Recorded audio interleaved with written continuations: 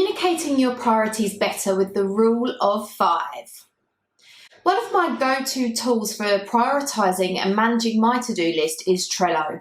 I use the collaboration tool to manage all of my tasks and projects, and I love how easy it is to collaborate on projects with the other members of the Practically Perfect PA team. So it comes as no surprise then that I'm a frequent reader of the Trello blog. They have great content on time management, leadership and productivity. I was reading a recent post about the rule of 5, which was a concept thought up by Joel Spolsky, the co-founder of Trello, to help manage the priorities of his team. I thought the concept would be really helpful for assistants when it comes to communicating priorities with their executives. So let's look in more detail how you can start to communicate your priorities better with the rule of 5. Firstly, what is the rule of 5? Giving our executives a true picture of what we do daily is hard. Many executives are happy for the magic to happen and don't want to be particularly involved in the detail.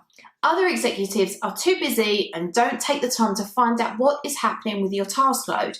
Of course, now that many assistants are working remotely, understanding what everyone is doing is harder than ever. If you are lucky to have an executive who wants to understand what you do and your priorities, you might have a tendency to reel off everything that you have on your plate so that you can show your executive how busy you are. I get it, I absolutely get it. But as Laura Moon writes in the Trello post, let's be real though. While these tasks aren't necessarily a complete fabrication, they're also most likely not an accurate representation of what you're truly spending your time doing. It's natural to want to prove that your work is providing value to the company, but ask any manager and they will tell you that instead of the 21 off tasks you have on your to-do list, what they really want is to get a gauge of the most important ones. The rule of 5 makes this process of updating your executive much more efficient and true to what you are working on each day. It is quick and easy to do, and I think would be really helpful for assistants at the moment who are working remotely. So, what is the rule of 5? The rule of 5 is simply sharing these 3 things. 2 tasks you are working on today, 2 tasks you are planning to work on next, and 1 task that people expect you to be working on, but that you aren't actually doing. Let's break this down, because I know for many assistants, only sharing the things they are doing in a day sounds scary. I mean, who only does 2 things in a day? But it is really important that you communicate your priorities to your executive effectively. And the rule of 5 is designed to keep your executive in the loop with the work that you are doing. They don't need you to prove that you are busy. They should know that already. What they want to know, what they should want to know, is what you are prioritizing and where you are focused. Yes, there will be other tasks that you are completing in one day, but what are the 2 tasks that take priority and require your focus?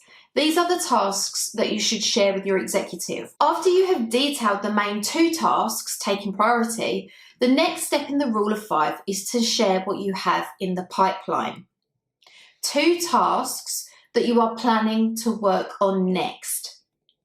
Communicating to your executive what you have coming up shows that you are planning and creating a realistic roadmap. It will help you and others assess what's coming next and act accordingly. If your executive is waiting for you to complete those future tasks, it also gives them a clear view of when to expect the work to be finished. And it all comes down to this: transparent communications. The final part of the rule of 5 ensures that you are having honest and transparent communications with your executive. It also helps you manage their expectations. Noting the tasks that others are expecting you to be working on, but you aren't doing, and this could be for several reasons, shows your day-to-day reality. Now, the reason you're not doing the task needs to be explained. It could be that you're too busy, it's not in line with your goals and objectives, it doesn't match the company strategy, you've been putting it off. or you're waiting on other people to provide you with details. Whatever the reason, having that self-awareness and ability to discuss what you are not working on make expectation management a lot easier. Again, as Lauren Moon writes in the blog post, when expectations meet reality, it's more satisfactory for everyone. So, using the rule of 5 with your executive. Creating a quick, effective and efficient dialogue with your executive is so crucial, now more than ever. Everyone is so busy. And I think the rule of 5 can be beneficial for assistants to use with their executive on a daily or weekly basis. It would be great if your executive also utilised the method and they share their rule of 5 with you. That task that they're not working on, you could run with it, or you could get started on the 2 additional tasks they have coming up.